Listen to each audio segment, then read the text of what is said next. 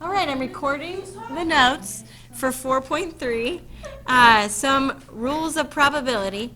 And we already talked about the notation for probability is probability of E. We just write the capital letter P with the parentheses E. We also talked about an example here, defining an event of rolling an even number on a die and expressing that probability with our probability notation. And then the special addition rule only applies in special cases where we have mutually exclusive events. You just have to add them together, all the probabilities together. Simple as that. 2 events or more. It applies. Then we have an example here. Example 1, will you read that for us, please, Patrick? Example 1. Use table 4.5 in the special addition rule to determine the probability that a randomly selected farm has between 100 and 499 acres inclusive. Begin by expressing the event using probability notation. That was excellent. Thanks, Patrick. Give it up for Patrick. So we have 100 to 499 acres would be 100 to 499. Everything in this section right here, and they've already defined these events for us, and there's no overlap. So those are mutually exclusive. So your probability of D or E or F. Now, like I said earlier, the probability of an event is the same as the relative frequency of that event, because it's the number of times that that event occurs out of the total possible outcomes. Right? So relative frequency, we would be thinking about the total number of farms in this study, and then the number that had under 10 acres or any interval along the way. So we just have to add those together since they're mutually exclusive. So the numbers we're adding together are these 3 here. 0.149, 0.077, and 0.106. We add those all up, and we get 0.332 is correct, thanks. So we got a 33% chance of having between 100 and less than 500 acres. This is a lot of acres, I understand. I wrote my 9 the way that I did in kindergarten, Oops. and I hate that. So simple enough. Complementation rule is the next one, and that was the one that kind of came up in our opener. It's just a simpler way of thinking about a probability that includes a lot of individual events. So the probability of event E is the same as the probability of 1 minus the probability that it's not E. So, for example, going back to the farm example, if I say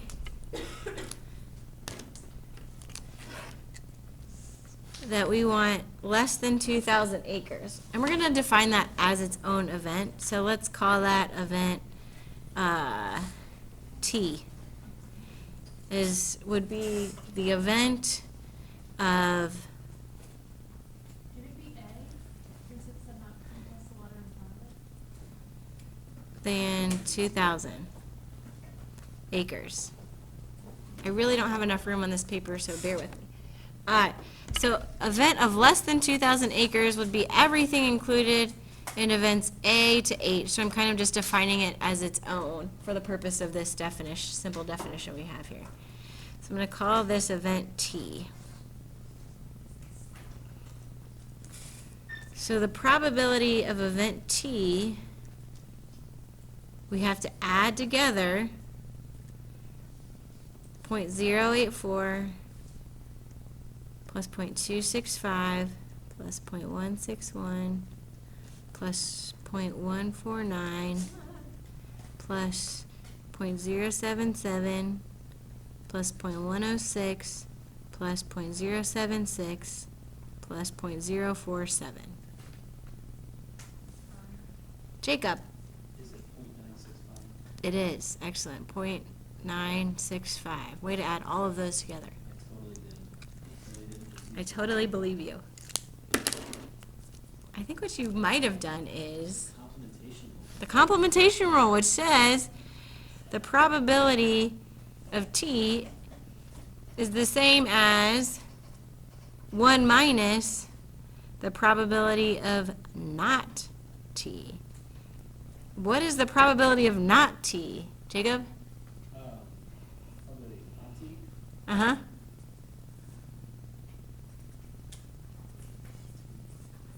It should be 0.965. Or no, 0.35. 0.035, yes. 0.035. So if you kind of look how I marked this, the probability of t was everything from a to h, only leaving us with I. So the probability of not t would just be the 0.035. So 1 minus 0.035 is also 0.965. It's just a lot faster to do 1 minus those events, as long as there's just 1 or 2. Even if I said, what is the probability of A to G? You could just add up H and I and do 1 minus. Why is it 1 minus? Because 1, since it's a relative frequency, 1 is like the whole part of the rule, so. It's like one whole, or like 1 stands for 100%. We talked in our notes the other day. Probabilities are always between 0 and 1. Same as 0% to 100%. That's why it's the 1. These are on it. Last rule is the general addition rule. So it's like the special addition rule, but it's the occasion that happens probably more often where there is overlap. Events are not as often mutually exclusive. So we have to deal with this section. See how it's darker in the middle where there's an overlap? It's because it was counted twice, right? So in order to get an accurate count of how many items are in those two events, or the probability of both of those events occurring, you have to just subtract that overlap. So we just add the probabilities together and subtract the overlap. This actually works whether events are exclusive or not. So the general addition rule always works. Special addition rule only works when you have mutually exclusive events. Here we go. From the deck of playing cards, consider the experiment of selecting one card at random. Find the probability that the card selected is either a spade or a face card. Do this by sorting out all the spades and all the face cards. So it says let E equal the event the card selected is either a spade or a face card. So they just very simplified version of this question because you just laid out all the cards, and I'm going to actually cross that out. We're going to define two events here.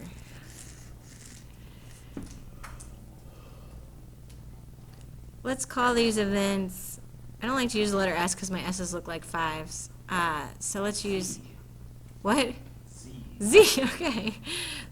Z is the event of selecting a spade.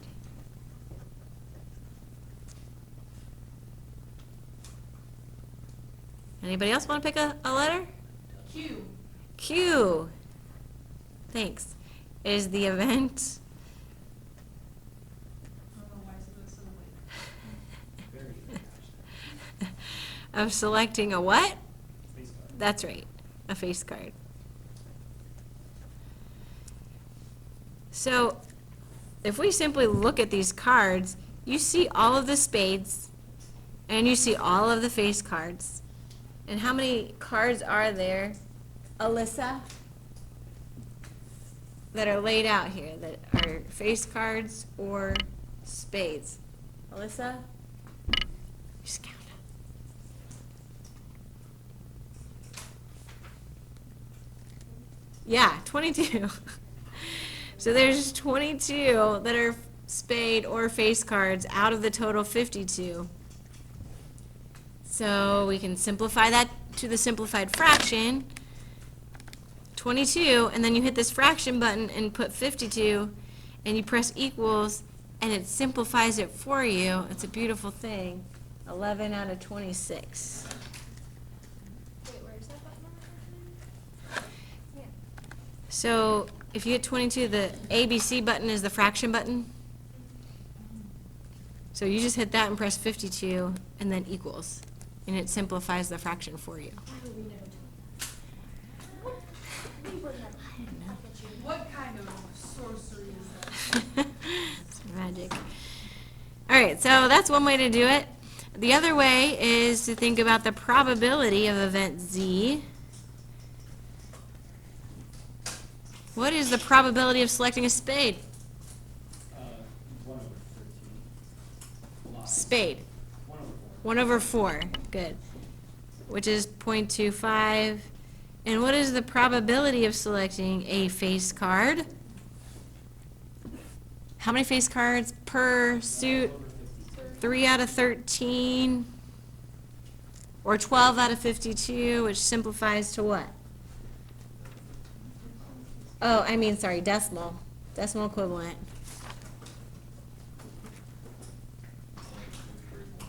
0.231.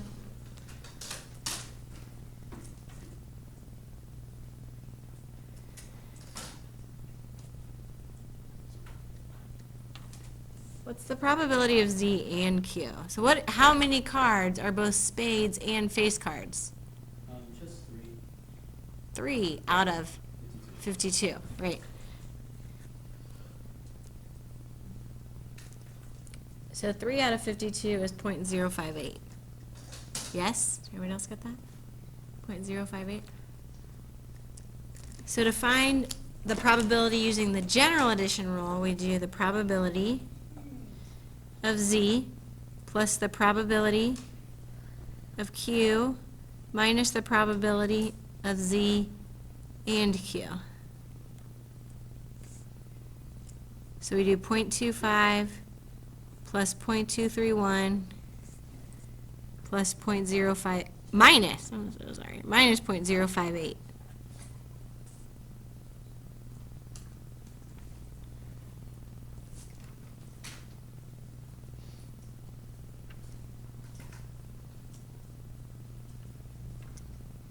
Anybody gonna calculate that? Any calculations? Anybody calculate that? 0.423, good.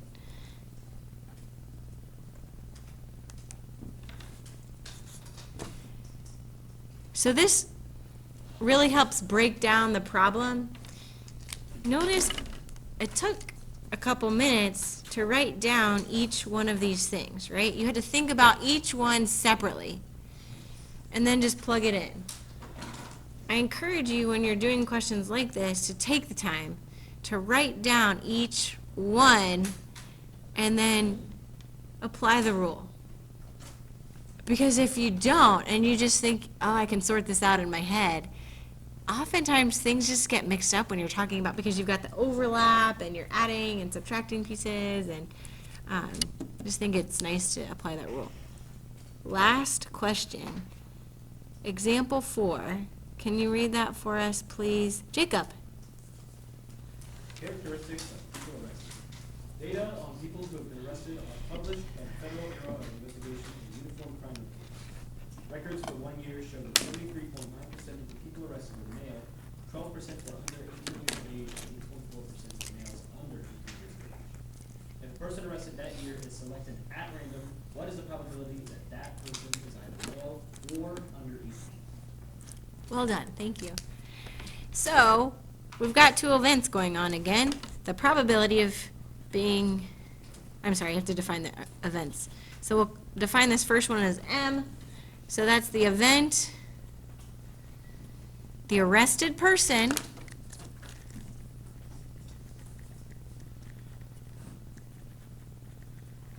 is male. We know that the probability of M is 0.739 if we write that as a decimal. And then N is the event, the arrested person is a minor or under 18. So the probability of event N is 0.12. I have a question. Uh-huh. Wouldn't it be 0.012? No, you just move it 2 spots. Okay. 1, 2. But the next one is going to be 0.084. So the probability of the overlap, so the probability of M and N is 0.084. So then the probability of M or N is 0.739 plus 0.12 minus 0.084.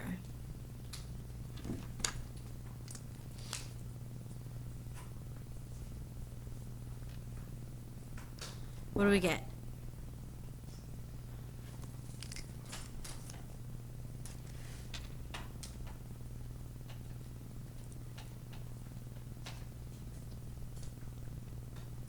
Will? Good, 0.775.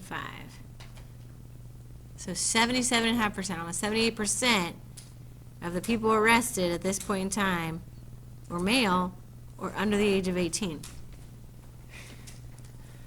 Interesting stats. So that is our notes on 4.3.